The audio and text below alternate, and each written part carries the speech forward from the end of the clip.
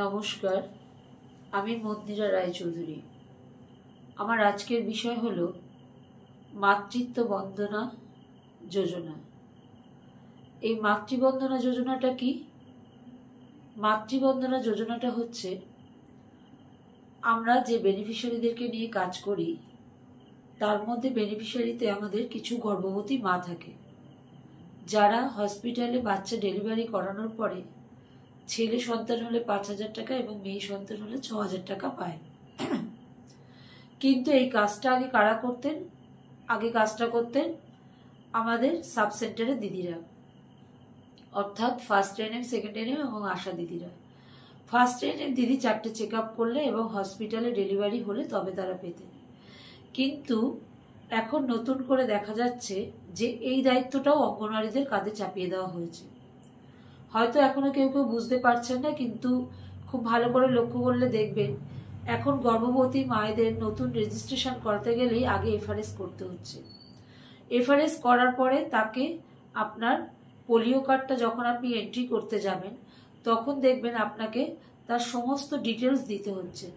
আগে আমাদের তার আধার নাম্বার, তার ফোন নাম্বার এবং তার নাম, স্বামীর নাম দিলে আমাদের হয়ে যেত, কিন্তু এখন সেটা নয়। আপনার পুরো এনসিপি কার্ডটা, পুরো চেক আপ যেটা করে দিচ্ছে দিদিরা, সেটা আপনাদেরকে পুরো পোষণ অ্যাপসে তুলতে হচ্ছে। কেন তুলতে হচ্ছে? যে হেলথ সেন্টারে যে অঙ্গনওয়াড়ি দিদিমণি যেটা তুলছে এবং হেলথ সেন্টার যেটা তুলে দিচ্ছে, যে মার নাম হেলথ সেন্টার তুলছে এবং অঙ্গনওয়াড়ি দিদিমণি যেটা তুলে দিচ্ছে, সেই দুটি মাই একটা মা কিনা সেইটা পরীক্ষা করার জন্য সেখান থেকে কার্ডটা করে আসছে এবং আপনার কাছ থেকে এফআরএস করছে। এবং এই এফআরএস যদি না হয় তাহলে কিন্তু সেই গর্ভবতী মাটি টাকা পাবে না, কারণ তার মুখমণ্ডলী যতক্ষণ না মিলবে ততক্ষণ কিন্তু সে আর টাকাটা পাবে না। ফলে দেখুন, সেই দায় কিন্তু এসে পড়বে আপনাদের অঙ্গনওয়াড়ি দিদিদের উপরে।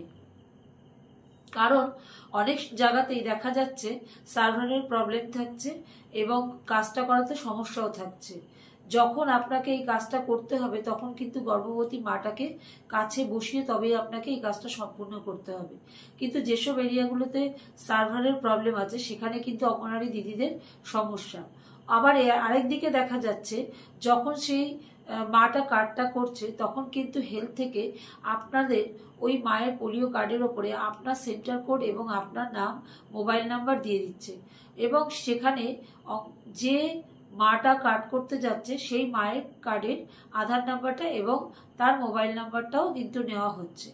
দেখবেন এক্ষেত্রে হেলথের কোনো সমস্যা নেই, তার কারণ তারা এখনো পর্যন্ত ম্যানুয়াল কাজ করছে। কিন্তু অঙ্গনওয়াড়ি দিদিদেরকে কিন্তু আর ম্যানুয়াল কাজের মধ্যে নেই, তাদের কিন্তু সমস্ত কিছু পোর্টালটাই হচ্ছে অনলাইনের মধ্যে। অনলাইনটা কিরকম জিনিস? আমাদের এই পোষণ টাকাটাই এক প্রকার অনলাইনে। কারণ এই পোষণ টাকারে যখন আপনি তুলতে যাবেন তখন যখন আধার কার্ডে সেই মায়ের আপডেট না থাকছে, দেখা যাচ্ছে কোনো মা 14 বছর বয়সে তার আধার কার্ড করেছিল, এখনো সে আপডেট করেনি। ফলে কি হয়েছে, তার মুখের ছবিটা ছোট হয়ে আছে, মানে সেই ছোটবেলা 14 বছর বয়সের হয়ে আছে। কিন্তু আজকে দেখা যাচ্ছে সেই মাটি যখন গর্ভবতী হয়েছে তার 21-22 বছর বয়স হয়েছে, তার মুখের চিত্রটা পাল্টেছে। যখনই আপনি আপনার ওই পোষণ টাকারে অ্যাপসের মাধ্যমে তার আধার কার্ডটা সাবমিট করতে যাবেন, দেখবেন তার ওই আধার কার্ডটা পোষণ নেবে না, ওখানে সেখানে মিসম্যাচ দেখাবে, কারণ সেই কার্ডটা তার মুখের সাথে আর এখন বর্তমান মুখের কোনো মিল হয় না। এবং দেখা যায় অনেক ক্ষেত্রে তাদের ওই সময় মোবাইল নাম্বারটা লিঙ্ক করানো ছিল না। ফলে কি হচ্ছে, আপনি অঙ্গনওয়াড়ি দিদি হিসাবে সেই কার্ডটা কিন্তু এন্ট্রি করতে পারছেন না, ফলে সে আপনার কার্ডে আপনার নামের তালিকায় নথিভুক্ত হলো না।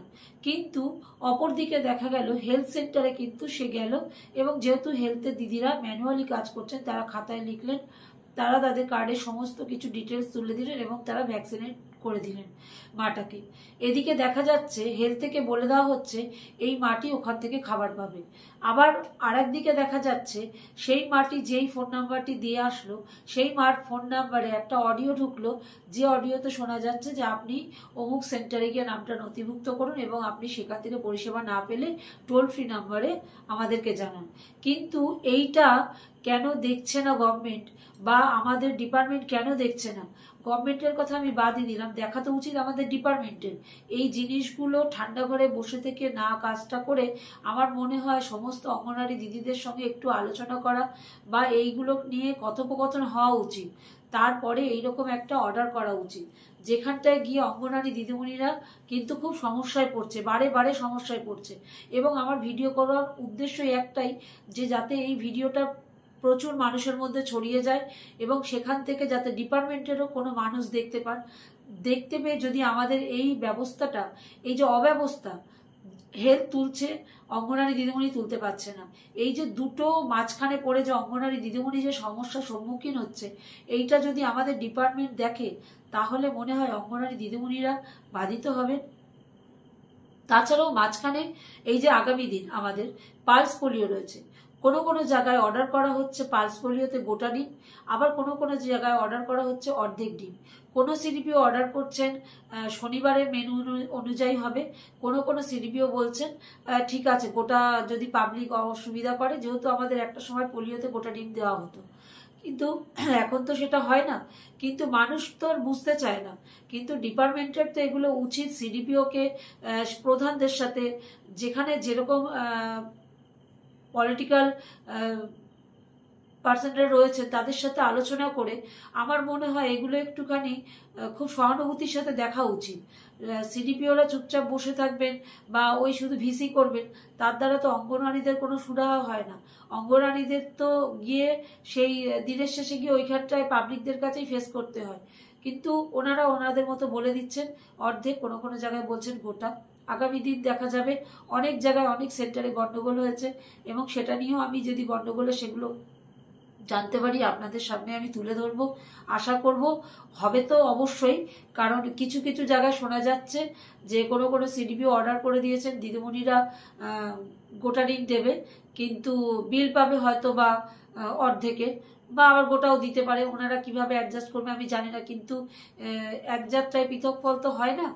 তো একটা ন্যাশনাল ওয়ার্ড যেহেতু এটা পোলিওটা, ফলে আমার মনে হয় অর্ডারটা সমস্ত জায়গায় একই হওয়া উচিত, ডিপার্টমেন্টেরও এটা নিয়ে ভাবা উচিত।